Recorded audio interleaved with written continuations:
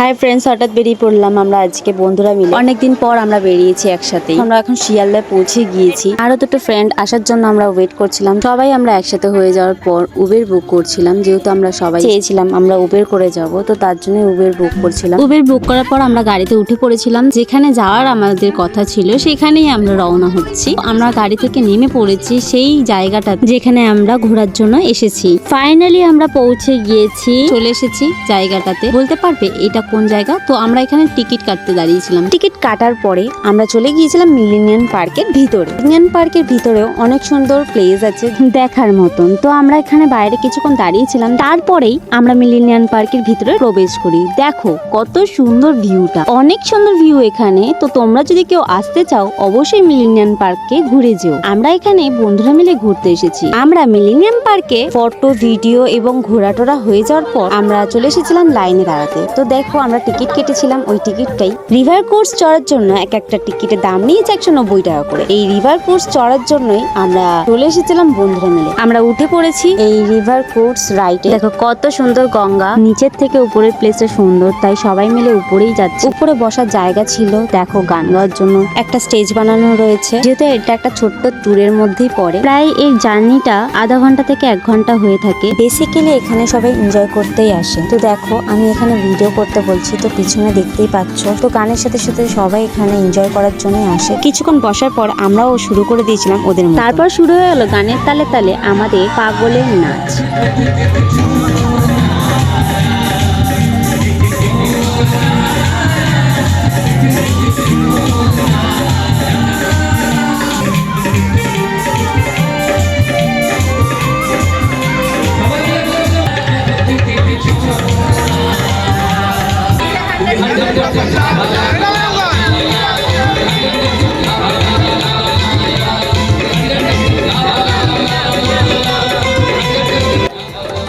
আমরা আনন্দ করার সময় যে যেমন পাচ্ছিলাম নাচছিলাম, কোনো গানের স্টেপ মিলছিল না।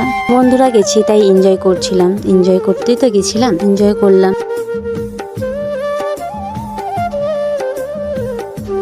আচ্ছা বলো তো এই ব্রিজটার নাম কি আছে? অবশ্যই আমাকে কমেন্টে এই ব্রিজটার নামটা জানিও।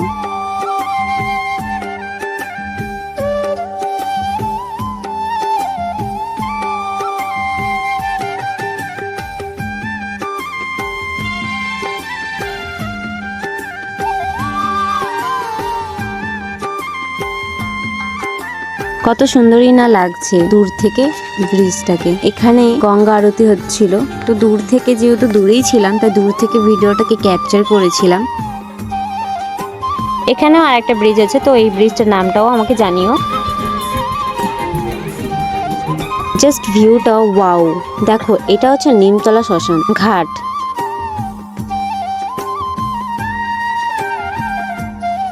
ছোট্ট করে ক্যাপচার করে তুলেছি তোমাদেরকে শেয়ার করব বলে। এই জায়গাটাতে সবাইকেই যেতে হবে, আগে আর পরে। এখানে সবাই টাইম স্পেন্ড করার জন্য এবং প্রকৃতির হাওয়া খাওয়ার জন্যই এখানে আসে। আমার কাছে এই রাইডটা তেমন একটা ভালো লাগেনি, যদিও তোমরা চড়তে চাও আসতে পারো এই রাইডটা চড়তে। তারপরে আমরা বন্ধুরা মিলে এনজয় করার পর ক্রুজ রাইড থেকে আমরা নেমে পড়লাম। তো আজকের মতন ভিডিওটা আমি এখানে শেষ করছি। আমার ভিডিও যদি ভালো লেগে থাকে তাহলে লাইক, কমেন্ট, শেয়ার এবং সাবস্ক্রাইব করে দিও। আজকের মতন এখানেই শেষ।